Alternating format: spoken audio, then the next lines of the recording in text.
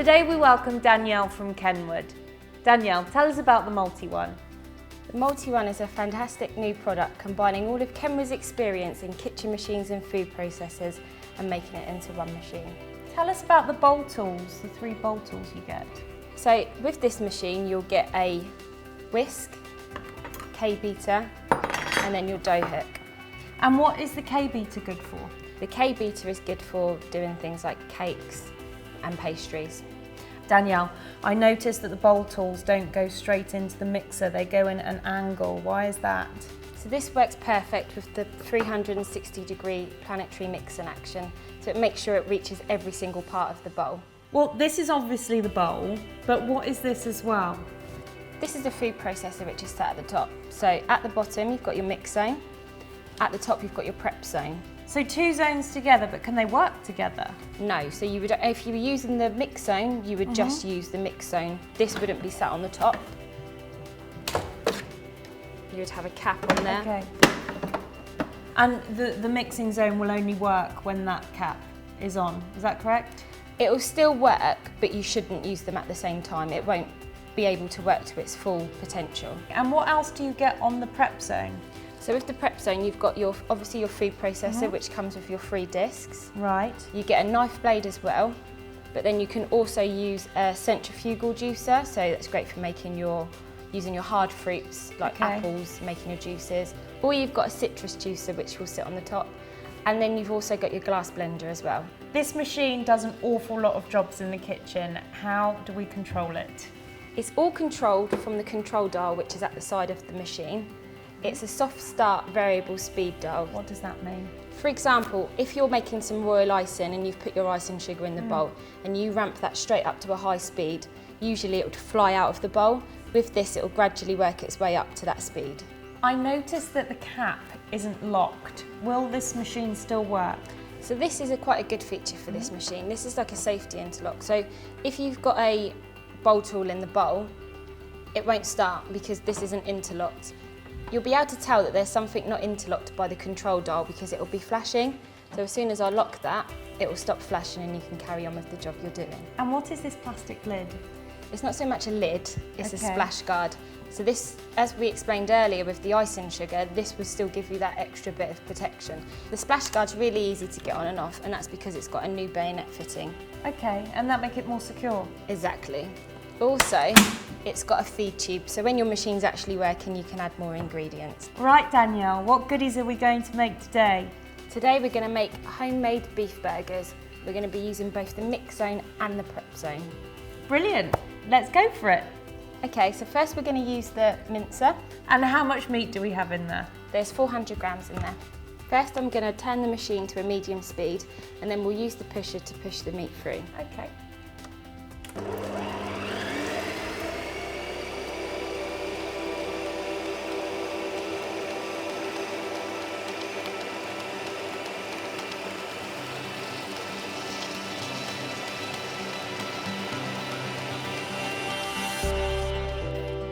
I am seriously impressed. That made such light work of that meat, didn't it? Yeah, and because it's at an angle, it makes sure that all the meat is pushed directly into the bowl. A great way to clean these mincers is to feed some bread through. It will take any excess meat out of the mincer, which makes it easier to clean. Now we've finished with the food mincer, we're going to use the food processor. Okay. Comes off very easily. Yep, it's just a twist and fit.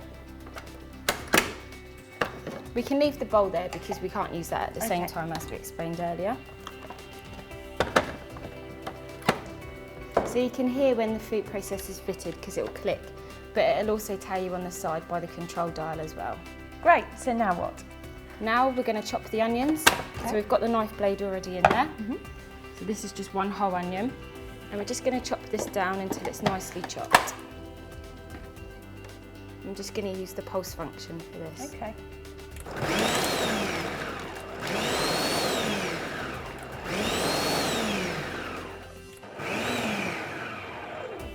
Well, that did that pretty quickly. So what do we do next? Now we're going to take it off. Okay.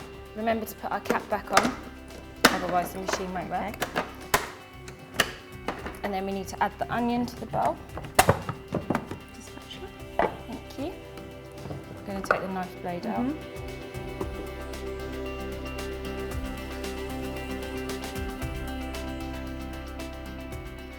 So we've added an egg and now we're going to add some chives. My favourite herb. And then for this part, we're going to use the K-beater, which will incorporate it all. Great.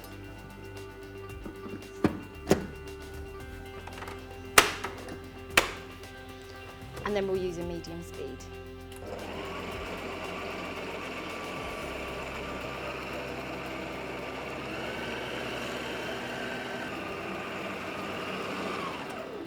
Gosh, you can really see how that planetary action takes everything up from the bowl, can't you? It's fantastic.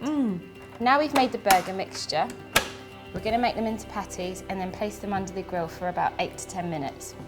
Okay, so that's pretty quick cooking. Doesn't take long at all.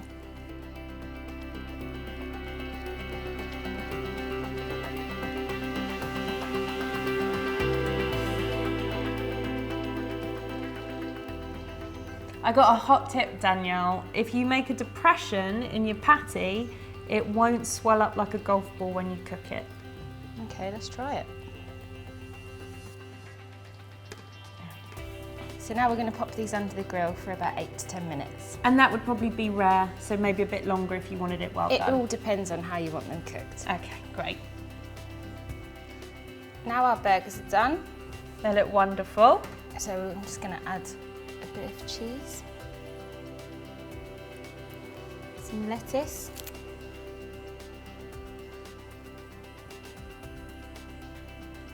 and tomato on each.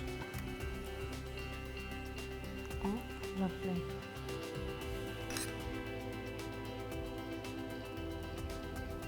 And there you have 2 homemade burgers. Looks lovely, shall we? Yes. Let's go. Oh. Mmm.